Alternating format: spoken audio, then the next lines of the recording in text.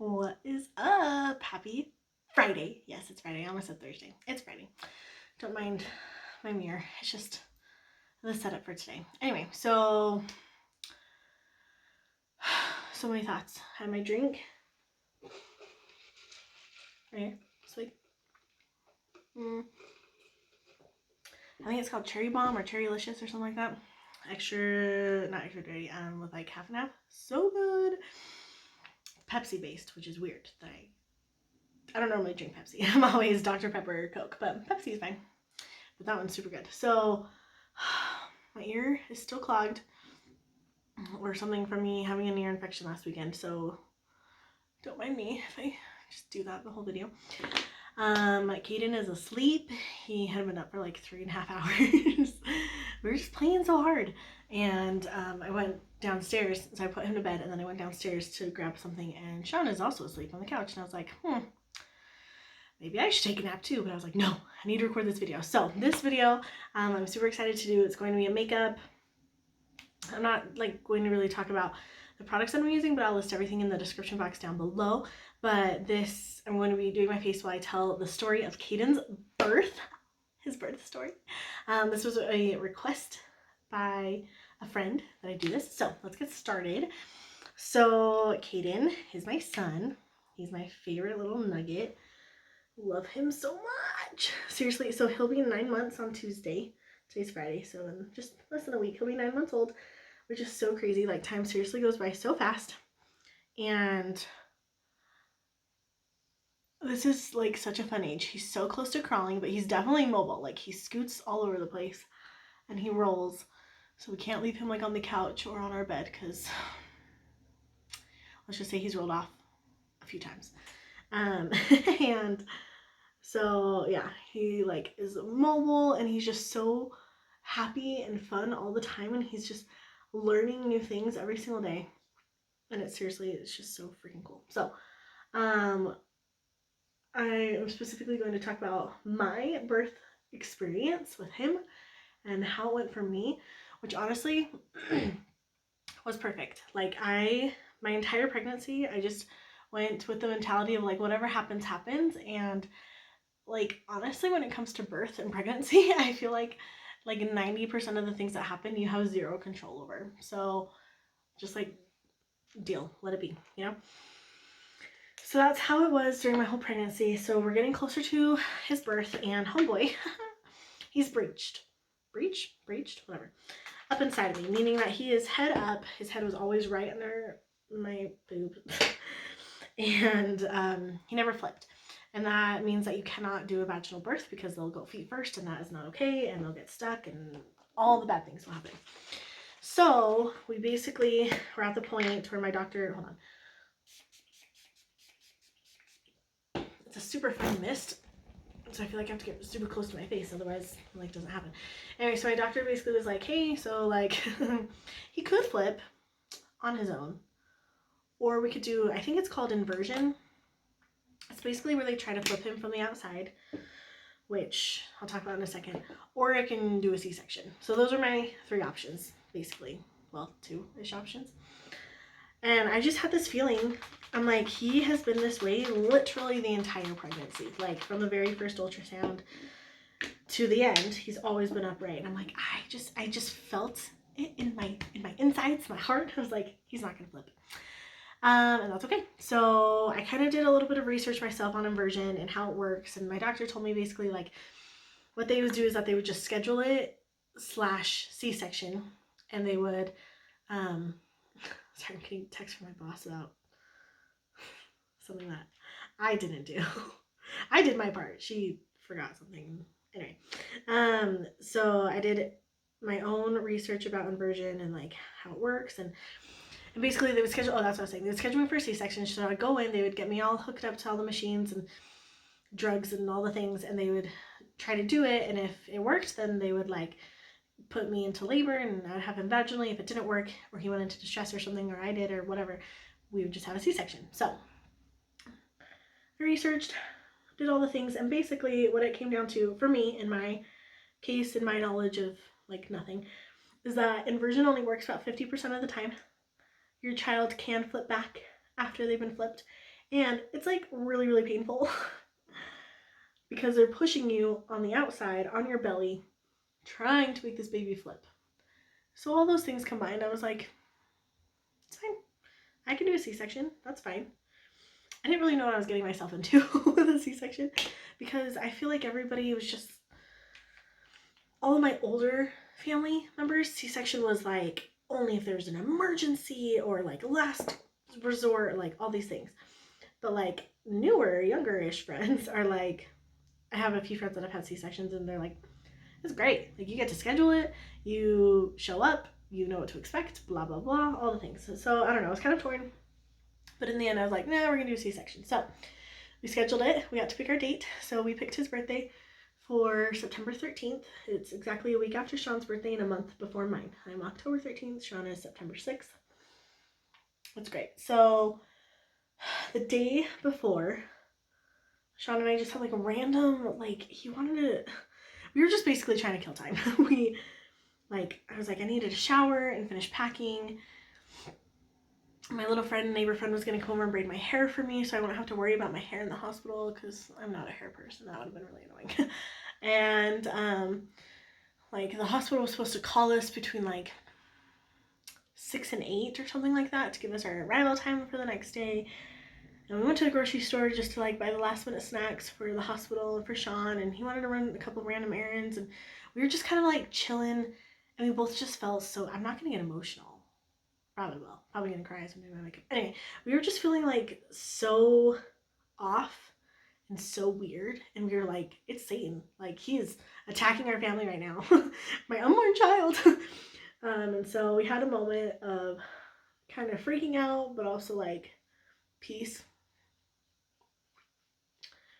And we got blessings and all the things, and we felt better. So there was that aspect of it. Anyway, so flash forward to the nighttime. It's like 8:30 or something. I don't remember the full time frame of when they were supposed to call. I think it was between like 6 and 8. Well, we hadn't gotten the call yet, and I was like, okay, that's it. I'm gonna call them. So I did. I'm like, hey, like I was supposed to come in for a C-section tomorrow. I just don't know what time I'm supposed to be there. My doctor was supposed to schedule it. They said I was gonna get a call. Haven't gotten a call. What's going on? So I spoke to the like head nurse person that was in charge, and she's like, I don't have any paperwork for you. Are you sure? And I was like, yeah, I'm sure. Like, I'm coming tomorrow, whether you have paperwork or not. I'm coming tomorrow. So basically, she was like, okay, give me a little bit of time. I'm gonna figure out what's going on. An hour goes by, still haven't heard back from her. So I call her again, because now it's like, it was getting late, right? And we're like texting my family, like, we're supposed to have our baby tomorrow, but they don't have our paperwork. We don't know what's going on. Like,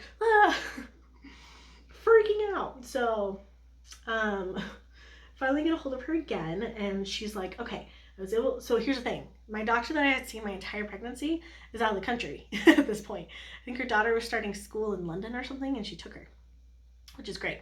But they had to like get a hold of her somehow, or get a hold of the office. Praise, she actually wrote in my medical record notes or whatever, like, yes, this is a planned C-section on this day. Here's everything, blah, blah, blah, like, get this baby out of her. So I call her like an hour later. She's like, hold on, I'm still waiting to hear back from a couple other people. I promise I'll give you, I'm working on this. I promise I'll give you a call back.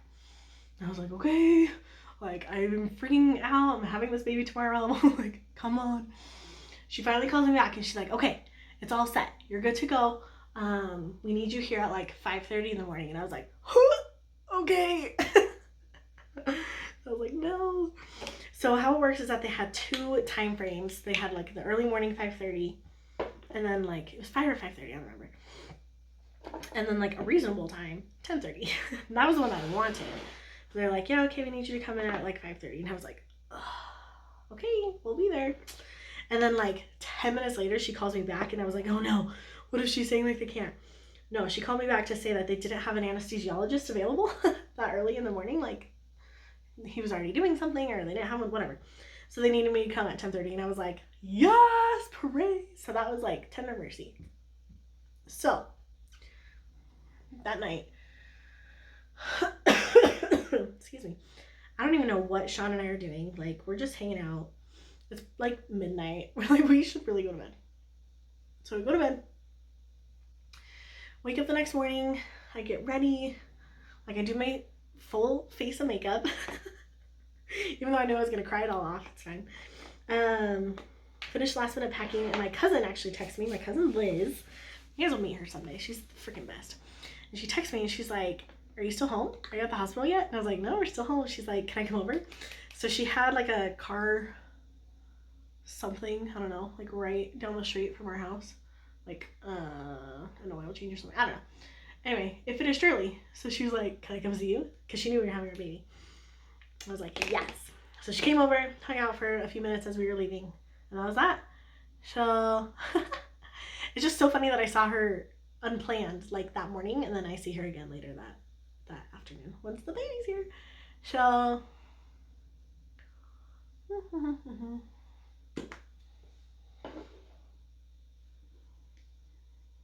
so now Sean and I are like freaking out, so nervous but so excited. We get to the hospital. It's a couple cities away, but it's like a 15-minute drive on the freeway, you know, like super close. It's planned. We go to the labor and delivery section of the hospital. We park. I was so sad because some hospitals have like expecting mother signs, like where you can park. And I really wanted to get a picture, but they didn't have any. But that's okay.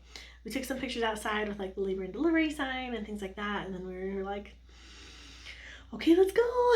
So we walked on in, and you walk into this like little lobby area, and then there's like closed doors, obviously, for security and stuff. And so we go to ring the doorbell, like the intercom system, and the nurse is like, "Hi, what can I do for you?" And I was like, "Hi, I'm here to have my baby." And they're like, "Oh my gosh." So they like hurry and bust open the doors and come running towards us, and they're like, "Are you in active labor? Like, what's going on?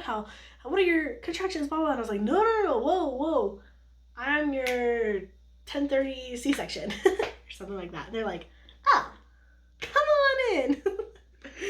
So it was super chill, really calm. They took me in, and my whole thing with this is like, I just need to know what they were doing. Like, just tell me in simple terms what you're doing or what's happening or what something means, and I'll be fine. Like, it's when I don't know what's going on is when I start to freak out. So they put me in the room, they bring me all the paperwork to sign, blah, blah, blah. They're like, "All right, get naked." Put this robe on. So I go to the bathroom one last time. It's not important, but it is. And so we're in this room, and then like the nurse comes, and she's like, "Okay, Aubrey, like I'm your person. Whatever questions you have, you ask me." Like, I don't even remember her name, but she was so nice. And she had a little training soon-to-be nurse girl with her, so that was fun. And yeah, I asked her all the questions, and then later like a baby nurse came, and she's like, "Okay, Aubrey, like I'm going to be your baby's nurse as soon as he's out, and like I'm going to be taking care of him and making sure he's okay. Like, she's your nurse and I'm your baby's nurse." And I was like, "All right." And Sean was just there, and he freaking wins the gold star of the day. Like, yes, I had a baby, but holy cow, he was holding everything together with me and our baby, and he was in charge of like texting everybody. Like, I think we had like 3 different threads, like text threads, like one for his family, one for my family, and then maybe one for like a super small group of our friends or something.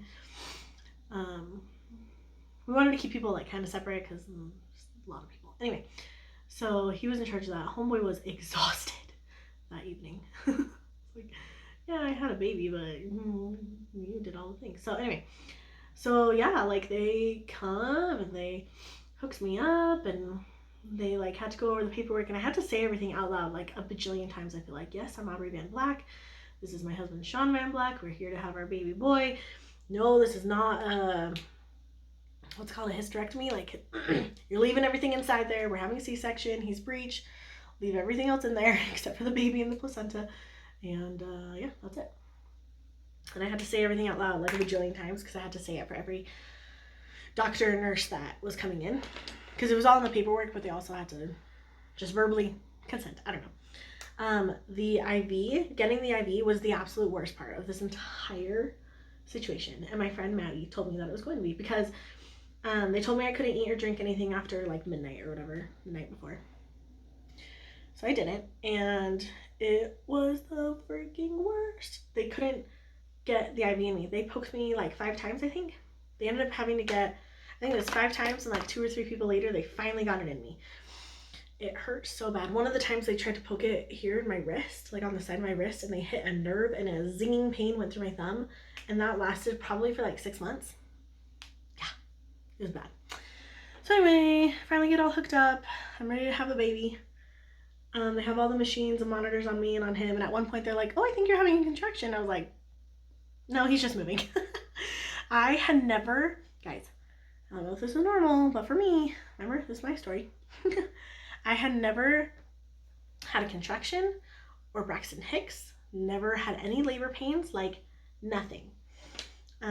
So also I'm using this new palette today from Trim Beauty, Boss Babe Sassy. Looks like that. So yeah, it's a palette I'm using.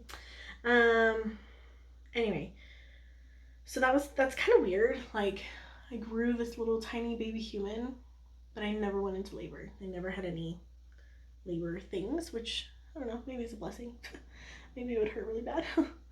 So anyway, I'm all ready to go. We get hooked up. They get Sean in his like snowman jumpsuit thingy, and like he had to have like a cap for his head, and I think he had one for his beard too, because at this time he had a really long beard. And they made me walk to the OR, which was fine, like it's fine. And I got to the OR and it was not what I was expecting it to look like at all. Like, I don't know what I was expecting it to look like, but it wasn't that. So they like had to get up on the table and they had me leaning forward against a woman, and then that's when they did the spinal tap, and that hurt so bad for literally 10 seconds. And then it was done. And I didn't feel anything. It felt like fire. It felt like fire, and then it was gone. It was a weird sensation. But yeah. They did all that. They laid me down. They put up the curtain. Sean came in. That was the only time that, well, up to that point that Sean and I were not together, was when I was getting that done, which honestly is probably a good thing. I don't think I would want him to see them poking a giant needle in my back, you know? So, Sean came in. I didn't even know that they had started. Like, all I knew is that there's a bunch of nurses around me. The one nurse that was like my nurse kept checking on me. The anesthesiologist kept checking on me. He had a red cap on, so I could tell that he was the anesthesiologist, and he was like right up by my head the entire time.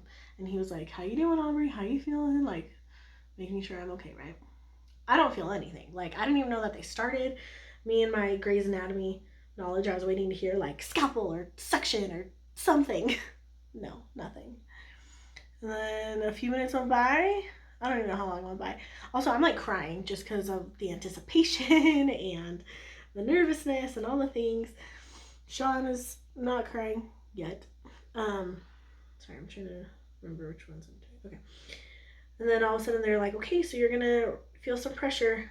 Oh no, they're like, hey, I see your little baby. And we're like, oh my gosh. And then they're like, hey, we're gonna feel some pressure. And then he's gonna be out. And I was like, okay. All of a sudden I felt like they were shaking me, like shaking my whole entire body. That's what it felt like, at least. I don't know if that's what they were doing, but that's what it felt like. And then I felt like kind of a tug a little bit. It was just like pressure. Like, I have no idea what they were doing or where they were. But I'm like, they are inside of me. This is weird. And then all of a sudden, oh, I'm not gonna cry. But he was out and he cried. And I was bawling and Sean was crying, and it was beautiful. Oh, one thing, two things. Before we were in the OR, as they were still like, as we were doing, you know, all the beginning hooking up to machines and getting everything ready and whatever, I told them one very specific thing for me and one very specific thing from Sean. Sean was very adamant that he did not want to cut the cord at all. He was like, that is not for me. That is not my calling in life. I am not doing this. So we made that very clear to like the doctors and the nurses that he was not going to be doing that. And then my thing, judge me if you will, I do not care. I was like, do not put the baby on me or show the baby to me or anything until he is cleaned off. I can hear him. Sean can go over there and look at him. Do not show me him until he's wrapped up and clean. Like, oh, it's disgusting to me. And they're like, okay. So that's exactly what happened. So he got out. They weighed him. And like they were like saying all the stats of like baby boy, female, or female, what? Baby boy, male, born at 12:53, 52 p.m. weighing him, like I'm just listening to all of his stats, right? And they're like 6 pounds, 3 ounces, 18 inches long. I was waiting for the APGAR number. I think when he was born, he was like I want to say he was a 7 or an 8. And then they do it again like 10 minutes later and he was like a 9. So like he's fine, right? Perfectly healthy. So good. And because, I don't know if this is like standard in the world or just at my hospital or whatever, but because he was a C-section, they did have like, he was 39 weeks, right? But they did still have 2 or 3 NICU people just in the room standing by just to make sure like his breathing was good and everything. And he actually did have a little breathing, I don't even know what it was, but like literally in the 5-10 minutes after he was born, while they were still like cleaning him up or whatever, he was cleared. So he was good. The NICU team was like, congratulations, bye. They peaced out. So yeah, we had our baby. Sean walked over and looked at him and just came back and was like, he's beautiful, he's alive, he's there. I was like, yay. And then like they cleaned him up, they wrapped him up, they came in and they put why do they always put the baby right next to your head? I'm like, I'm laying down, I cannot see you, like I can't, like why? Why do they do that? I don't know, but they do. So they came into that, and then he was ready to go to our room before I was. So one thing that they told us when we got in the hospital, they were like, always, always, always, one of you is always with your baby. Never leave your baby unattended. Like, always go with your baby. So we were like, okay, like, go with the baby. So he was ready to go, and Sean was like, do you want me to stay with you? And I was like, no, go with the baby. So I was like, I can be, because they were still like sewing me up and whatever. I was like, I'm fine. Go with Kadin, and I'll see you in a minute. So they left, and I broke down in tears again, because I'm hormonal and just had a baby, and all the craziness is happening around me, and now my husband is gone again for a minute, and I'm alone, and I'm just with like the 2 doctors and a couple nurses and the anesthesiologist, and they're like, are you okay? I was like, yeah, I'm fine. They're like, are you sure? Yes, I'm fine. So anyway, wait a second. Why? Oh no. Okay. Pause. Play. I had 2 highlighters and not a blush, so I need to go grab a blush. Anyway, so yeah, they finished stitching me up. They brought me to the room. While like Sean was in there watching, there's nurses just still like, I don't know what they were doing to Kadin, but making sure he was good to go. And that's when I got to see him for realsies for the first time, and they brought him over to me. I got to hold him, and I was crying, and I was like, he's my baby, and I just kept saying, I love you, I love you, I love you, over and over again. And I didn't know this, but Sean, they like were like, here, Dad, like hold him, and Sean kept telling him, no, like Aubrey needs to hold him first. That's so sweet. So he let me hold the baby first, and then, but I didn't know that until later. I was like, here, do you want to hold him? And he's like, yeah. Because he hadn't held him yet. Okay. Eyeliner. I'm talking. Hold on. I have to like pump myself up to do eyeliner.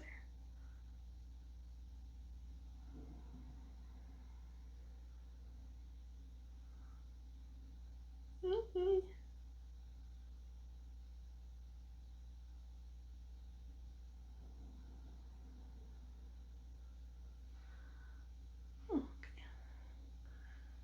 So yeah, that was it. That was basically the birth story of Kadin Blair. I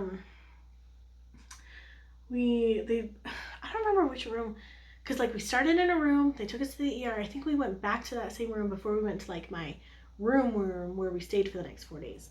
But hold on.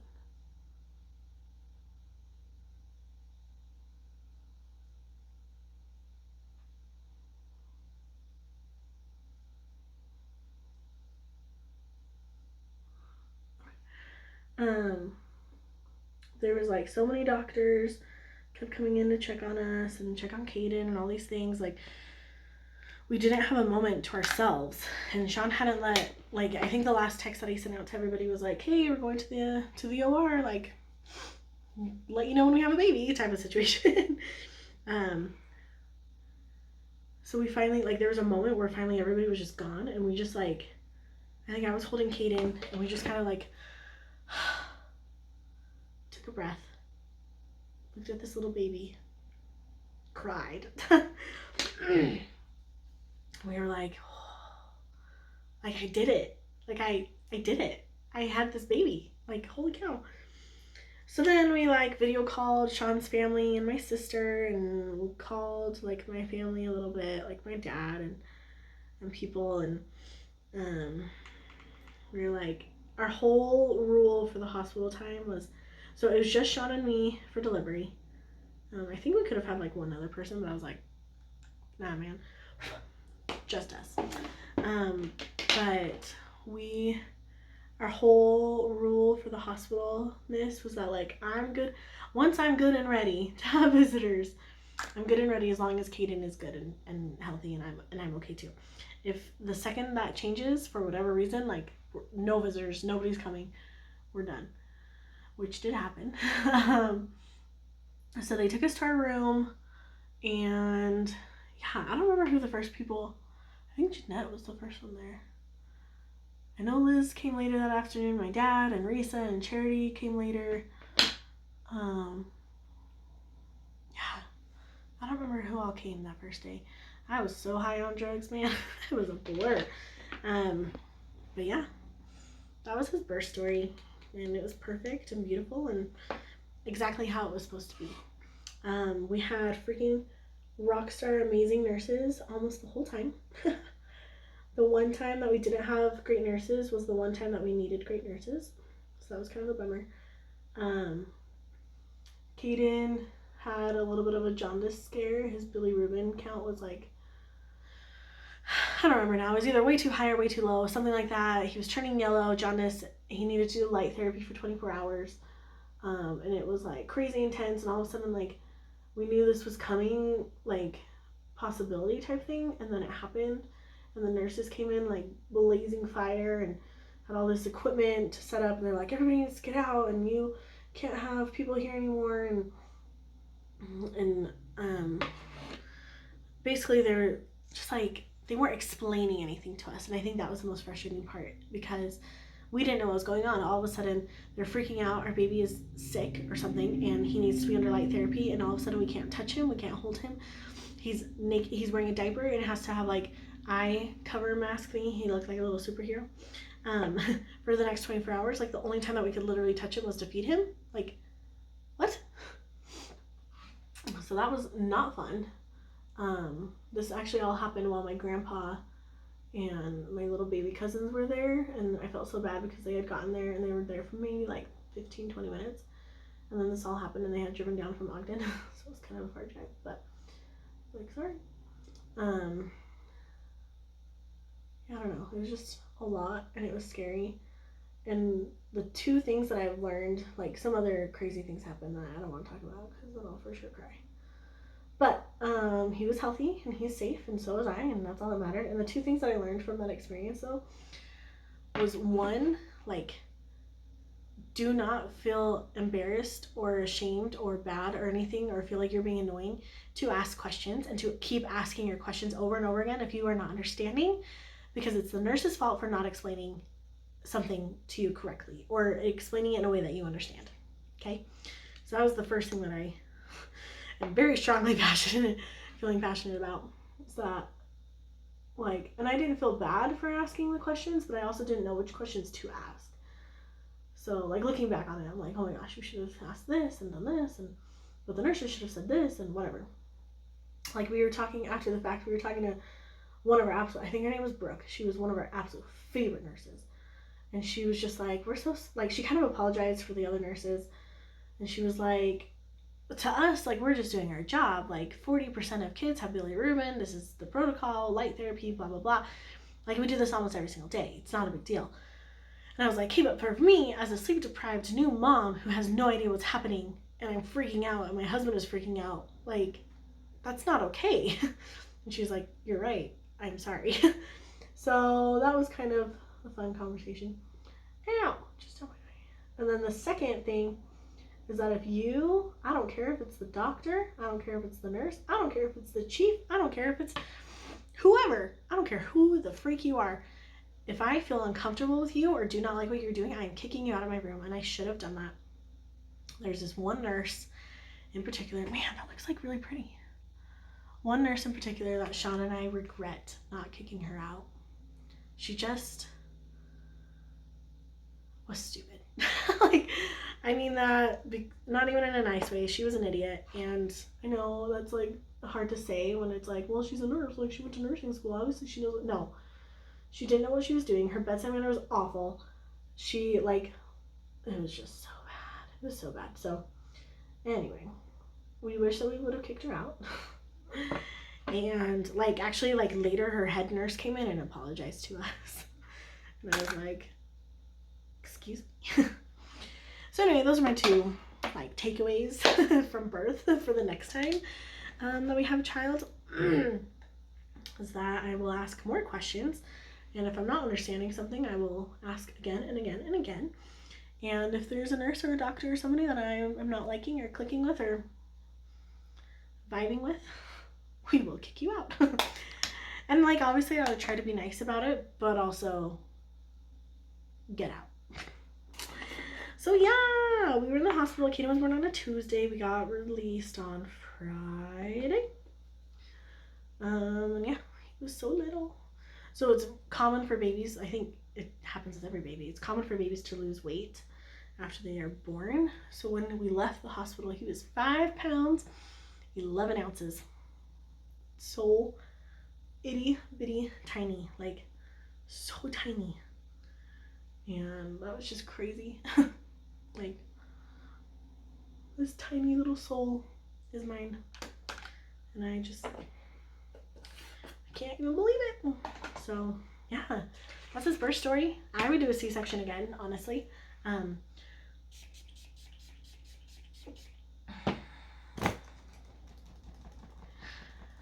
One of the nurses, like one of the discharge nurses, like the day before we were leaving, she was very candid and very open about how to take care of yourself with the C-section. She was showing me like different ways to lift my legs, because when you have a C-section, it cuts through all of your muscle in your lower abdomen, and so like you can't even walk basically. And she, like, I had been up and walking around the room, but the room was like, you know, 12 by 12 room or something. I don't know. I'm really bad at dimensions. Don't call me on that. So like walking around the room versus walking like down the hall to our car, like I should have been in a wheelchair, and I was like, no, I'll walk. Idiot. Me. So she was showing me like different ways to lift my legs, and hold on, I can't line my list and talk at the same time.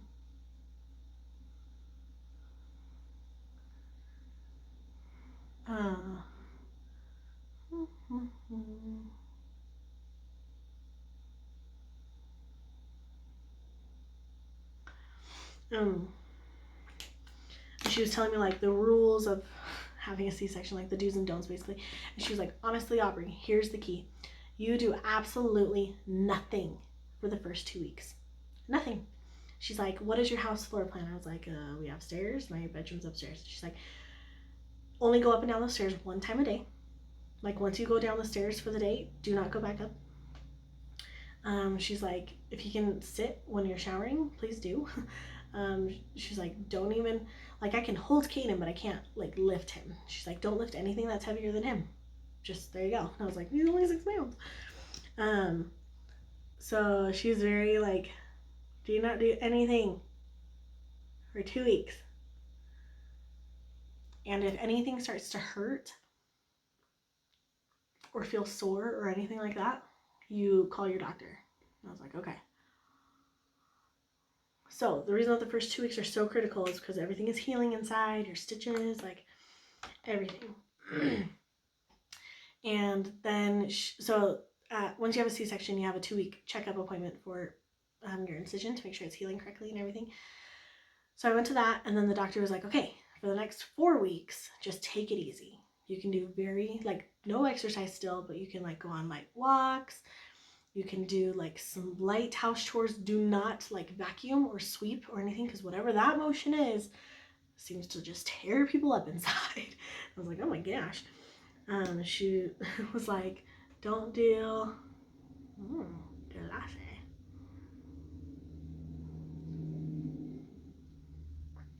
Still can't have sex. I think that's just like an overall rule. After having a baby, you can't have sex for 6 weeks. Anyway, so they're like, but if anything hurts, like immediately stop. And if it hurts a day later, you call the doctor again. And I was like, okay. So basically, I think that was the key to having a C-section. Of just like, I literally did nothing for 2 weeks, which was hard. And then at 2 weeks for the next 4 weeks, I just took it easy. And then I had a 6-week appointment, and I was totally clear. I was clear to do all the things. I could exercise. I could like do all the house chores. I could do literally everything. It was great. So yeah, it wasn't bad. And honestly, with a C-section, you can use the bathroom the same day. Unlike if you have a vaginal birth and then your lady parts are all torn up. At least that's what I hear. Anyway, that's the end for this video. Little Mr. Caden Blair is doing so good. Like I said, he's almost 9 months old. 9 months in, 9 months out. I did my face literally. I'm not doing anything today. I did this video for today. Like, that's it. I'm getting my nails done tonight. So excited. But that's it. So thank you so much for watching. Thank you for this suggestion for my friend to do this video. Making sure I don't have lip gloss on my teeth. Don't forget to comment, like, follow, subscribe, and share. You're amazing. Thank you for watching until the very, very end. This is Kadin's birth story. I hope that I have another baby someday and then I can do their birth story. That would be so fun. So that's all. I love you. Have a great day. Maybe I'll see you later on tonight after I do my nails, and I'll check in. Maybe not. Maybe this is the video for the day. I don't know. Either way, thank you. Bye. I said, shh, I'm recording. So here's my nighttime check-in because I got my nails done. You guys, hey, stop it. Look at them. They're so bright and happy and neon and summery, little smiley faces. So freaking cute.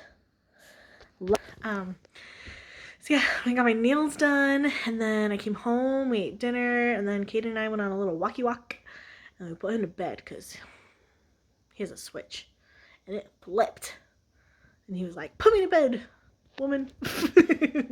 Mother.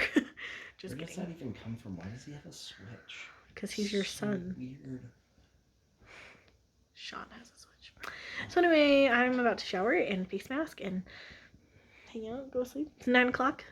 Let's go to bed early. Say okay. Okay. Anyway, thanks for watching. We'll see you tomorrow.